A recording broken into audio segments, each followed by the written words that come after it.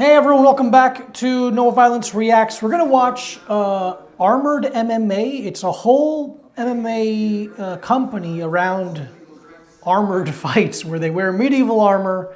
We have John in the red versus Andrew in blue. Let's see how this goes. I think it's very, again, I like weird stuff. I like when MMA is weird. I enjoy that variable with it. I think it's cool.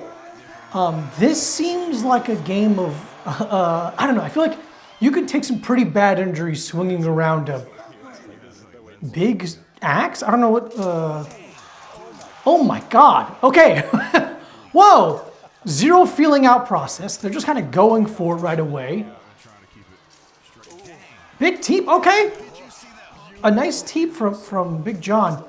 John seems to be the aggressor. Red really seems to be pushing the pace. It's kind of easy to see where the strikes are coming from because it's one-sided. It's not like a dual blade. It's the sharp part. You got to be careful. I doubt that the steel part of it. Oh, punching off of the miss. Yeah, I guess. How well can you alternate between? Oh, what's going on with his glove? Attack him. It seems like his glove is not opening. Okay, there he goes. Why would you not attack? I mean, I don't know the rule set or the culture of armored MMA. Maybe it's looked down upon to attack your opponent when a piece of machinery is not working. Oh, he's going pronated grip now on the top hand. This sounds like it. This sounds like it would really hurt. Like. So what this seems like to me in terms of like thinking about it tactically, because you're not going to get injured in the normal way. Like you might take a catastrophic injury if the blade slips between something like that, like between the panels of armor, that's possible. But you're not going to get like knocked out. I doubt you're going to you're wearing a fucking helmet with a cover. Like it's not enough to make your brain shake to the degree of a concussion, to getting knocked out, right? So it seems like a kind of thing like, who's going to get tired first? Oh man, some of these are big shots they're taking. Oh, that's, yeah. I like that the ref has a big yellow stick. That's really smart.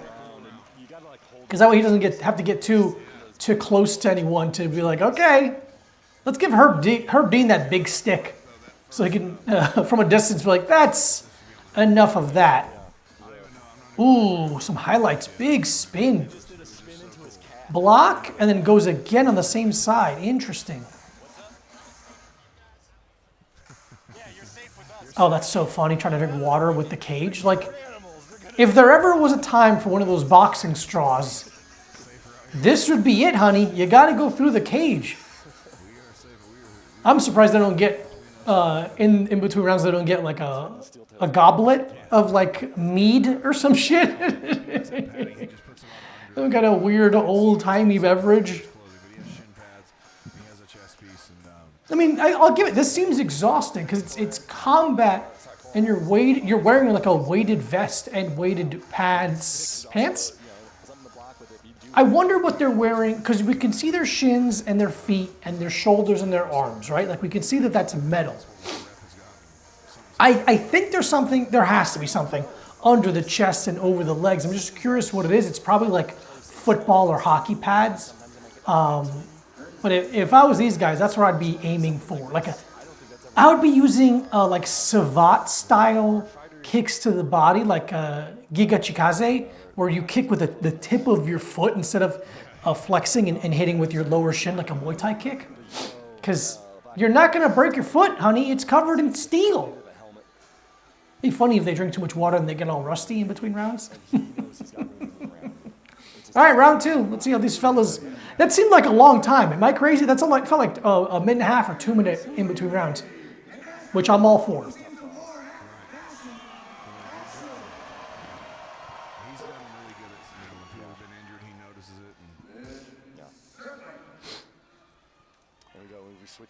Touching of the tips. Is this a different axe? Yeah, this looks like a different Were they giving different weapons in between? Okay. Red, again, Big John's coming out with a lot of aggression.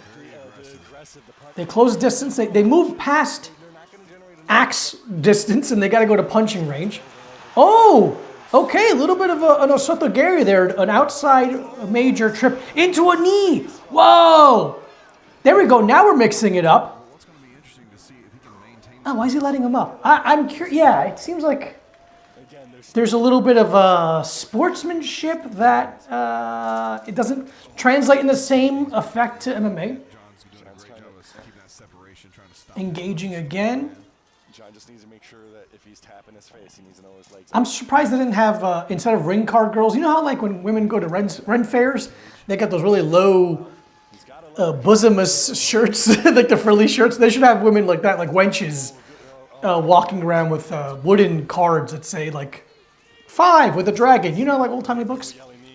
Up against the fence now. Big John's really pushing the pace. John Andrews, he's looking... Actually, never mind. I was going to say he looks tired. I can't see him. It's all body language. Ow! To the shoulder. A good block. Yeah, if you can block and then go right into a strike, that seems like the best, because then their mechanism for defense, the sword itself, or the axe itself, is preoccupied. Oh, another throw. Almost a Tayotoshi, but he gets rolled over. Knowing how to stop the momentum you've created is very important with takedowns, especially judo takedowns. Like trips, because you're kind of falling with them, and they could roll on top like you did here. Working from side control. I think the ref's standing him up. He touched him with the stick. Oh, the ref has a cool Armor MMA rash guard. I'd love to get my hands on that. Armor MMA, what's up? Here we are. Back into the middle, pushing. I wonder if you're allowed to let go of the sword, the weapon completely. I wonder if you have to like maintain contact with it, like, because that'd be kind of like interesting to be like, I'm actually gonna bail on this and just fight melee. I think it's called hand to hand. And that's that. That's round 2. Round 3 starting. Andrew has a lady in his corner. I hope it's the Mike Perry situation where he has his girlfriend in the corner, because that's beautiful. Oh, that knee landed. Ooh, that was beautiful. I wonder why he had to disengage. I mean, this seems like a pretty good production. I don't think it's like the last time I did this with Dogfight, whatever, which that video got deleted. Thanks a lot, Dogfight. They were doing a lot of different types of fight, which I think is a really, really great idea for a lower tier organization, because you're not going to have the big names that are going to draw people in, but if you have diversity of combat, that's really interesting to people, and I think it's going to get people buying tickets, because I would be interested in that more than just a bunch of MMA fights.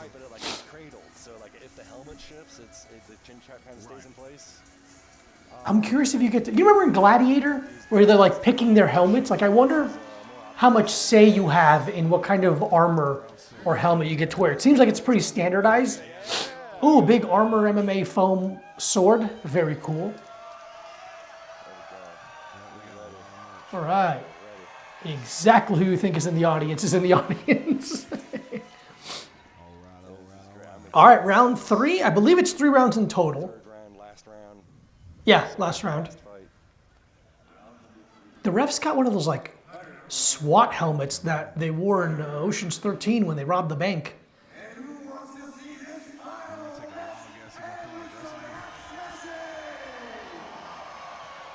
This is what a Knight's Tale should have been like.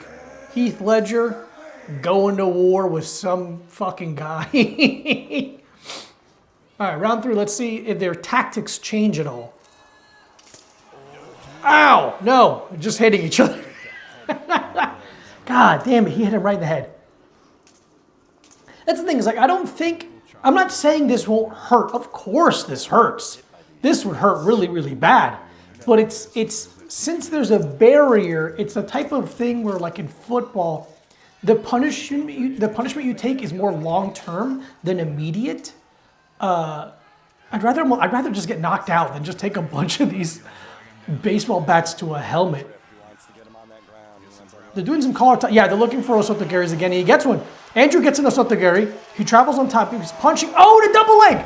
Oh my God, what a good shot from the bottom. You can't, if you take someone down and you go to engage, you can't just stand there. You either sprawl on them or you cut to an angle where it's difficult for them to just reach for your legs and drive forward. Getting stood up again. What's the deal with the standing up?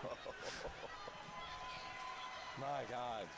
I would love to see a submission in this. I feel like it'd be very interesting to see someone throw a leg over for an arm bar. You're not going to get guillotines. You're not going to get rear naked chokes. It seems like there's an actual neck protector because you don't want a blade going towards your neck for obvious reasons. But arm bars, knee bars, kimuras probably, Americanas. Another, almost more like an Uchimata this time.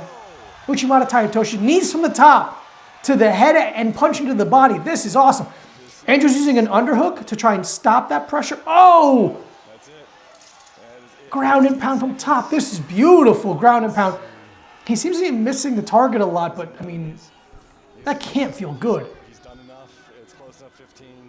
Standing up again. And there's that brutality. So strange. I feel like I saw some type of like hard plastic padding under the whatever they're wearing over their chest and back. It looks like some kind of horse blanket. But you can see there's limp. Ow! I'd be so interested to see how they looked after the fact. Like, how much bruising? I hope they don't get too many cuts or any cuts, because that's really, really scary. Oh, look. And that's the fight. Wow. What a banger. Yeah, I would rip that stuff. If you've ever had to like wear like a weighted vest for a long time, the second you don't have to, it's like, get off of me. Unbelievable. Yeah, this has to be such a specific, oh, he's bleeding. Such a specific type of exhaustion. Good for you, buddy. He even has kind of an old-timey face. Like a blacksmith. Sometimes those helmets get pushed hard. I tried to think of a second old-timey job and I blanked completely. Blacksmith, witch accuser, the food tester for the king, jester. We'd love to see that. Good job, fellas. Oh yeah, John's definitely bigger. Let's see who gets the... I would give it to Red. I would give it to John. He seemed to be the aggressor. He had more of the takedowns. He had the top control. Nobody's a loser in Armored MMA. That's what I always say. Except for me, because I don't have that sweet rash guard. I think it's... pretty sure it's a rash guard. I highly doubt it's like cycling armbands that just keep your arms warm. Yeah, all right. John gets the nod. I wonder if that's his uniform. Like, I wonder if you like do it enough, you get to like, because Andrew doesn't have any kind of like logo or like a signifier, and John had a big sun, which looks cooler than nothing. I'll give him that. I wonder if you win enough fights, kind of like a video game, you get to like add a little bit of flair to your character. Well, that's Armored MMA. It seems like they're in Nashville. That's awesome. Good for them.